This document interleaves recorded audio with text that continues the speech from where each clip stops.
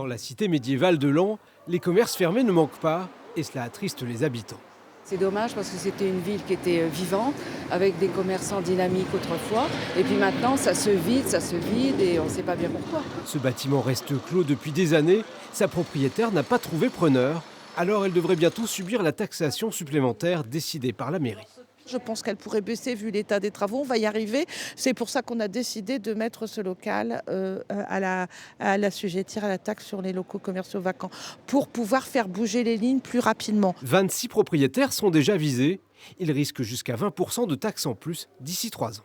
Au moins que les propriétaires revendent leurs biens ou réajustent leur loyer afin de pouvoir donner l'envie à des gens de venir s'installer. Après, oui, pour moi, c'est une bonne mesure. Responsable d'une association de commerçants et experte en immobilier, Bénédicte Pichard se montre plus partagée.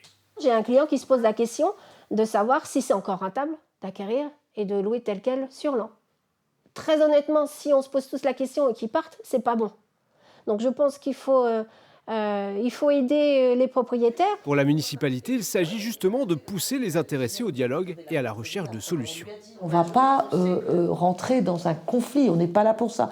Mais ça nous permet d'avoir un contact réel avec les propriétaires et de leur montrer tout l'accompagnement qu'on peut avoir dans le cadre de cœur de ville, dans le cadre des subventions, dans le cadre des accompagnements avec la communauté d'agglomération. Plusieurs villes de l'Aisne ont déjà adopté une mesure similaire, comme Saint-Quentin ou Soissons.